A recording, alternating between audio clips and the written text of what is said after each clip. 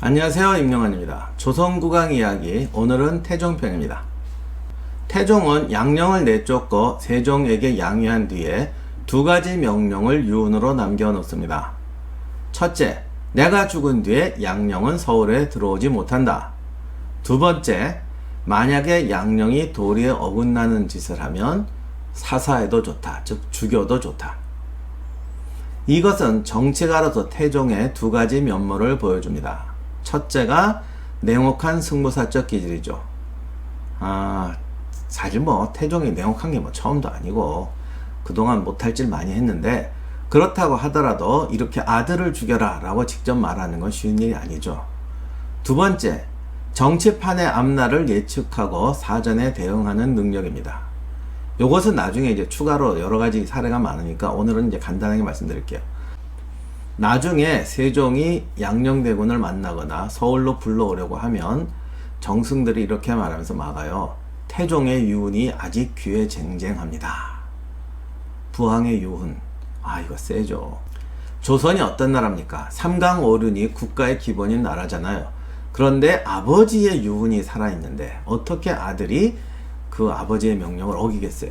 게다가 세종이 어떤 인물이냐고요. 원칙, 도리, 법 이런 거를 철저하다 못해서 고지식하게 지킨다는 이미지로 뭉친 사람이고, 본인이 또 그거를 그렇게 철저하게 실천하려고 하고 백성들도 그것을 철저하게 실천하는 사회로 만들자는 게 자신의 사명이잖아요. 그런데 아버지의 유언이 그렇다. 그러면 어떡합니까? 포기하느냐? 아니죠. 여러분이 일반적으로 알고 있는 세종의 이미지는 세종의 반쪽입니다. 국왕이 되려면 자기의 목표를 실현하려는 정치적 능력도 있어야 합니다. 이 난감한 상황에서 세종은 아버지에게 배운 방법대로 싸워서 이깁니다. 아버지에게 배운 수법이 뭐냐? 세 단계가 있는데, 첫 번째 1단계, 먼저 순발력 있게 특이한 논리를 끄집어내서 싸운다. 양령을 죽이라고 했다. 태종이 그런 명령을 내린 건 양령의 못된 성격을 고치려고 한 말이다. 쉽게 말하면 요즘에 우리도 그러잖아요. 아버지가 아들한테 너 한 번만 더 울어 죽는다 이런, 우리말에 참 죽는다는 말을 좀 쉽게 쓰긴 해. 그런 말을 하는 것과 같다는 뜻이죠. 그런데 봐라, 요즘 양령이 성격 고쳤다. 지난 5년간 사고도 안 쳤잖냐. 그러니까 나는 아버지의 유언을 어기는 게 아니라 철저하게 그대로 실현하는 것이다. 알겠니? 이렇게 말하는 거죠. 그럼 어떡합니까? 이게 조선시대의 정성을 아무나 합니까? 이런 말에 안 져요. 논리에는 논리로 대항을 합니다. 이렇게 말하죠. 그건 양령이 성격을 고친 게 아니라 위장하는 겁니다. 이거요, 정말 재미난 싸움인데, 만약에 정승이 말도 안 되는 얘기 하지 마세요. 그 태종께서 그 말할 때 저도 그 자리에 있었습니다. 그게 어디 그런 뜻입니까? 이렇게 덤비면 절대 못 이겨요. 아니, 아들이 아버님 말을 자기가 이렇게 이해했다, 이게 진짜라고 하는데 바깥 사람이 와서 그게 그런 뜻이 아니야. 누가 이기냐고. 그러니까 정승들이 뭐라고 하느냐, 이렇게 가죠. 세종이 지금 이 말에, 아버님의 이 말의 뜻은 양령이 성격을 고치라는 뜻이었다. 성격을 고쳤으니까 데려오면 된다, 이렇게 말했더니 이거를 치는 겁니다. 양령은 성격을 안 고쳤습니다. 그건 고친 게 아니라 위장하는 겁니다. 정말 성격을 고쳤으면 이런저런 행동을 해야 된다. 즉, 예를 들어 제가 망난이었는데 사람 됐다 이거예요. 그럼 이런저런 행동을 해야 되는데 저런 건 전혀 안 하잖아. 그냥 사고만 안 치고 있어. 이건 뭐야? 그냥 지가 꾹 참고 있는 거예요. 위장이에요. 이렇게 나가는 거예요. 이렇게 되면 이제 이게 안 통해. 내가 볼 땐 고쳤어. 아닙니다. 우리가 볼 땐 이렇습니다. 이거는 왕도 못 이겨요. 그러나 세종이 이 정도도 예상 못 하겠어요. 그래서 두 번째 수법 나옵니다. 두 번째 수법은 뭐냐? 궤변이죠. 세종은 안 그럴 것 같죠? 세종의 최고 장점이 뭡니까? 열심히 공부해서 배운 대로 실천한다. 아버님한테 배운 거 그대로 써먹어야죠. 그래서 갑자기 이런 궤변을 펴니다. 내가 언제 양령 만난다고 했냐? 조금 전에 그래놓고 말이지. 오늘 회의 주제는 내가 양령을 서울로 부르겠다는 게 아니야. 그러니까 양령이 고쳤냐 안 고쳤냐 이건 그만. 내가 만약에 혹시 양령을 만나게 된다면 의전을 어떻게 하는지 논의해 보자는 거다. 오늘 주제는 이거야. 만나자 말자가 아니야. 혹시 나중에라도 만날 때 나는 왕이고 양령은 백성이면서 형이야. 그러면 일반 백성하고 만날 때처럼 해야 되냐? 뭐 이렇게 해야 되냐? 저렇게 해야 되냐? 어떻게 해야 되는지 의전 논의하자는 거다. 회의할 때 아랫사람이 윗사람한테 제가 좀 전에 한 말은 그런 뜻이 아니고 이런 겁니다 라고 하면 이건 정말 끝장나는 거죠. 뭐 윗사람이 뭐라고 그러겠어요. 너 지금 나랑 농담 따먹게 하자는 거냐? 내가 바보냐? 너 내가 허수아비로 보이냐? 난리 나겠죠. 그리고 실제로 옛날에 왕한테 얘기할 때 이런 식으로 말 돌리잖아요. 진짜 큰일 나요. 이런 거를 이제 당시 용어는 윗사람을 기만한다 또는 기롱한다고 하죠. 이거는 쉽게 말하면 이걸 뭐라고 해야 되지? 심성 불합격이에요. 사람이 실수를 할 수도 있고 뭐 좀 잘못된 짓을 할 수도 있어. 이건 용서가 되는데 심성이 틀린 것, 더욱이 아랫사람이 윗사람을 속여 먹으려고 든다, 이건 끝장입니다. 죽인다는 뜻이 아니라 이건 정말 치명적 데미지가 돼요. 그래서 이거 정말 무서운 말인데, 그런데 중요한 건 아랫사람이 윗사람 할 땐 그런데 윗사람이 아랫사람, 세종이 아랫사람 할 때는 어떻게 되냐는 거예요. 예를 들면 회의할 때 사장님이 이렇게 말했어요. 그랬더니 밑에 직원이 사장님 지금 우리랑 말장난 하자는 것입니까? 아, 우리한테 그런 수단 쓰시면 안 되죠. 말 되는 소리 하세요. 그 말이잖아요. 이렇게 이렇게 말 못 하잖아요. 요즘은 사실 조직 분위기가 옛날 권위주의 시대 같지는 않죠. 저도 많이 이거 얘기 들어보면 정말 많이 변했더라고.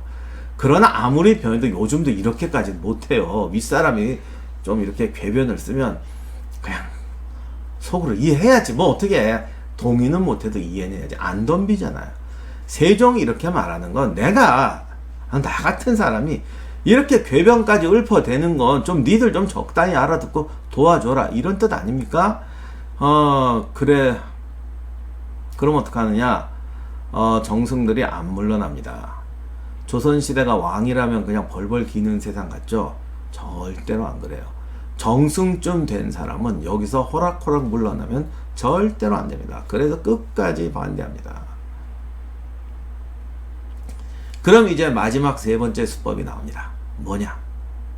권위로 누르거나 인정에 호소하는 겁니다. 이건 사실 같은 방법이에요. 왜냐하면 논리가 아니라 감정에 호소하는 거니까. 둘 다 최후의 수법인데 다만 이건 잘 써야 돼요. 권위로 누를 거냐, 인정에 호소할 거냐. 요 사안의 경우는 세종이 권위로 누르더라고요. 회의 끝. 나 만날 거야.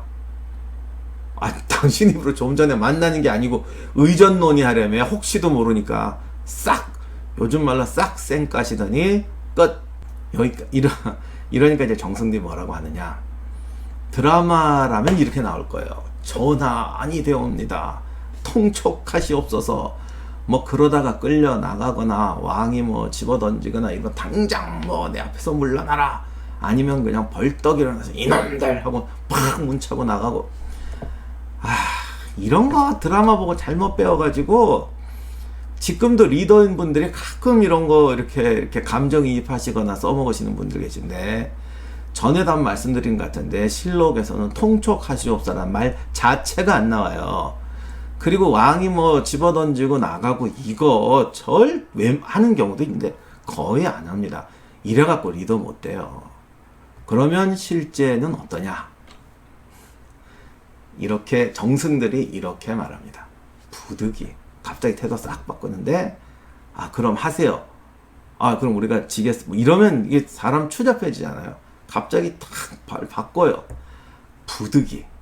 즉 이게 용납할 일은 아니지만 정부득이해서 하셔야 한다면 빨리 하는 게 좋겠습니다. 제가 빨리 준비하겠습니다. 네. 뭐 이렇게 합니다. 이게 이런 화법을 배워야 되는데. 근데 가만히 보면 이게 정말 조직의 언어고, 가끔 이제 외국 드라마나 이런 거, 또 요즘 우리 드라마 이런 거 나오는데 가끔 이런 거 나오잖아요. 이런 화법 정말 배워야 합니다.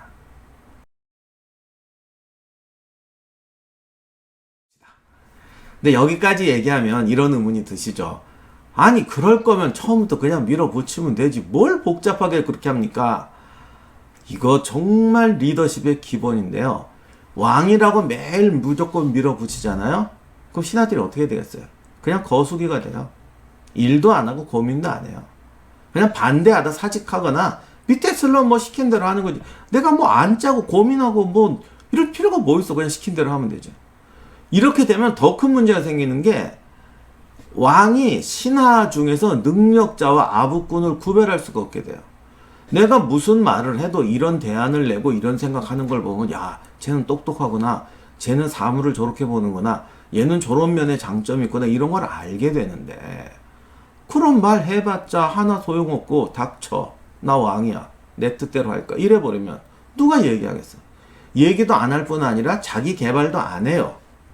그리고 나중에 가면 신하들에게 신뢰까지 잃게 되죠.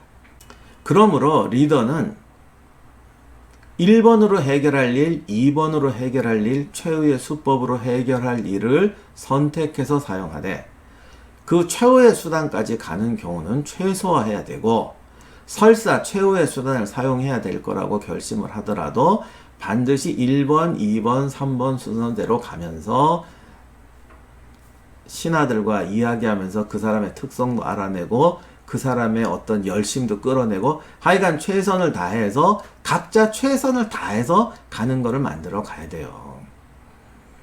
이거 정말 중요한 겁니다. 본론으로 돌아와서 세종의 3단계 수법은 아버지 태종한테 배운 겁니다. 뭐 세종이 혼자 터득했을 수도 있지만 태종이 먼저 써먹었으니까 보고 배웠다고 할 수밖에 없어요. 그리고 솔직히 세종보다는 태종이 훨씬 많이 사용했습니다. 그리고 우리 아들이 영상을 보고 꼭 한 말 있어요. 아빠 체면 갖고 이러지 말고 반드시 좋아요 구독 부탁드립니다 말하란 말이야. 그거 할 때랑 안 할 때랑 엄청나게 달라진단 말이야. 나도 이제 유튜브 다 됐나봐. 옛날에 이런 말 못했는데 좋아요 구독 부탁드립니다.